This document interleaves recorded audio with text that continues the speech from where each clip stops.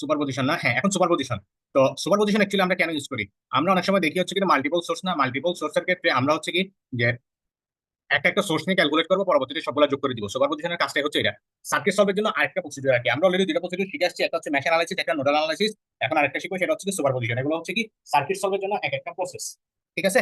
তো আমরা এক্সাম্পল দেখি একটা একটা। ফর এক্সাম্পল আমি এখানে ফার্স্ট এক্সাম্পল 9.1, আমি এটা হচ্ছে কি বোর্ডে নিয়ম একটা করে পড়ার। আমাকে প্রশ্ন করছে কত, ইউজিং সুপার পজিশন থিওরাম।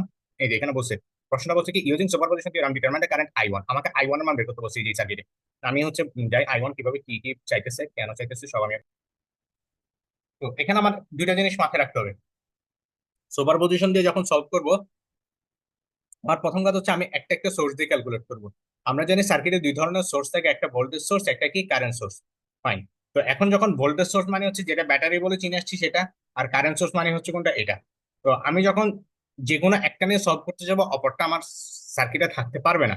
যেমন আমি যখন এই যে ভোল্টেজ সোর্স নিয়ে সার্কিটটা সলভ করবো, আমার হচ্ছে কি সার্কিটটা এরকম হয়ে যাবে যে এই যে এতটুকু আসছে। এখন যেটা কারেন্ট সোর্স আছে, কারেন্ট সোর্স হচ্ছে সার্কিটে থাকতে পারবে না। তাহলে কারেন্ট সোর্সটাকে আমি কি করব? কারেন্ট সোর্সটাকে জাস্ট সিম্পলি তুলে দিব, তুলে দেওয়ার পর সার্কিট যেমন থাকবে ওভাবেই রাখবো। তাহলে আমি কারেন্ট সোর্স থেকে তুলে দিলে জাস্ট এরকম থাকবে সার্কিট, বাকিগুলো আমি সেম ভাবে রাখলাম। 30 ভোল্ট, তারপর এখানে 6 ওহম। এখানে হচ্ছে কি আমার I1। I1 আমি এখানে আই প্রাইম দিই। তো এখন এই জায়গা থেকে আমি দেখতেছি কি, যেহেতু এই রাস্তাটা একটা ওপেন সার্কিট, কারেন্ট যখন এখান থেকে বের হবে, এখানে আসার পর আমার হচ্ছে কি এই রাস্তা দিয়ে নিচের দিকে কোনো কারেন্ট যাবে না, কারণ এটা একটা ওপেন সার্কিট। তাহলে কারেন্ট এখান থেকে যেটা বের হচ্ছে, ওই আই প্রাইম কারেন্টটাই হচ্ছে কি সরাসরি এদিক দিয়ে চলে যাবে। ওকে। তাহলে আমি এখান থেকে সরাসরি বলতে পারি কি আই প্রাইম সমান আমার কি, সাপ্লাই ভোল্টেজ না, একটাই ভোল্টেজ একটাই রেজিস্ট্যান্স। তাহলে পাচ্ছে কত, 30/6। 30/6 সমান সমান কত, 5 এম্পিয়ার। ওকে। এখন আমার এখানে অবশ্যই কারেন্টের ডিরেকশনটা ম্যাটার, মনে রাখতে হবে। আমি দেখি কারেন্টের ডিরেকশনটা কোন দিকে যাচ্ছে, নিচের দিকে যাচ্ছে। নিচের দিকে আমার কত এম্পিয়ার কারেন্ট যাচ্ছে, 5 এম্পিয়ার কারেন্ট যাচ্ছে। ফাইন।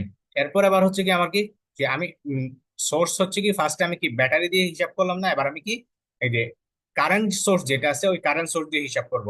কারেন্ট সোর্স মানে এটা, এই যে উপর দিকে বরাবর রাখলাম, এখানে যে রেজিস্টার আছে এই রেজিস্টারটা রাখলাম।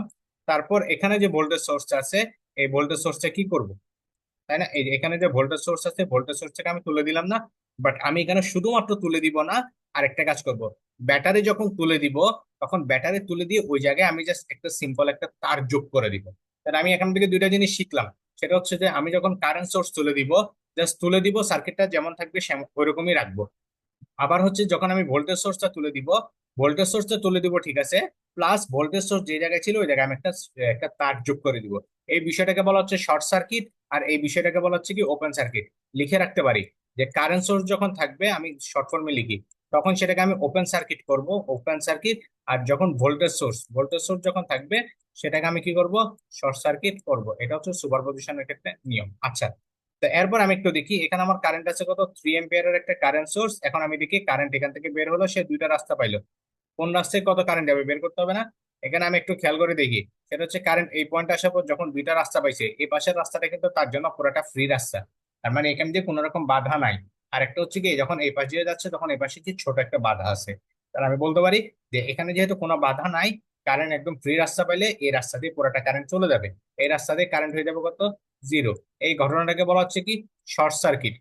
এখান থেকে কি 3 এম্পিয়ার কারেন্ট পুরোটা চলে যাবে। শর্ট সার্কিট মানে কি, আমরা আরেকভাবে বুঝতে পারি। ফর এক্সাম্পল আমি যদি বিন্দু দিয়ে বসাই, আমি বিন্দু বসানো শিখেছিলাম, এখানে এ বিন্দু দিলাম।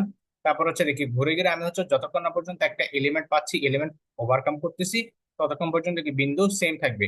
তাহলে এখান থেকে এ হইতে হতে নিচের দিকে আসলাম, এই বিন্দুটা হয়ে গেছে কত, এ। ওকে।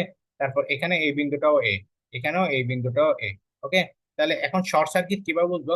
কোন একটা এলিমেন্টের উভয় পাশে যদি আমি একই বিন্দু পাই, তখন সেটাকে আমরা বলবো কি, যে কি বলবো সেটাকে, শর্ট সার্কিট বলবো। তাহলে এখানে যেহেতু এই রেজিস্টারের উভয় পাশে একই বিন্দু, উভয় পাশে এ বিন্দু, তাহলে এই রেজিস্টারটা কি হয়ে গেছে, শর্ট সার্কিট হয়ে গেছে। এটা আমার সার্কিট আর কাউন্টই করবো না। তাহলে এই যে এখান থেকে এভাবে আমরা জিনিসটা ব্যাখ্যা করতে পারি। এখান থেকে যে 3 এম্পিয়ার আছে, 3 এম্পিয়ারটা পুরোটা কারেন্ট এখানে চলে গেছে। তাহলে এখন এই রেজিস্ট্যান্সের মধ্যে কারেন্ট সোর্সের জন্য কারেন্ট কত, 0 এম্পিয়ার কারেন্ট যাচ্ছে। আর ভোল্টেজ সোর্সের জন্য কারেন্ট যাচ্ছে কত, নিচের দিকে 5 এম্পিয়ার। সিম্পলি জাস্ট দুইটা যোগ করে দিব। এখানে আমি ধরে নিলাম যে এটা I double prime. Okay, I double prime. তাহলে আমার এখানে যে I1 আছে, I1 সমান আমি কি পাচ্ছি, যে আই প্রাইম যোগ কত, I ডাবল প্রাইম যোগ করলে আমি কত পাচ্ছি, 5 এম্পিয়ার কারেন্ট এখান থেকে পাচ্ছি। যেটা আমার এখানে সলভ করে বের করছে, এই যে 5 এম্পিয়ার পাচ্ছে, তারপর এখানে 0 এম্পিয়ার, দুইটা যোগ করে দিচ্ছি, 5 এম্পিয়ার কারেন্ট বের হয়ে গেছে। ওকে।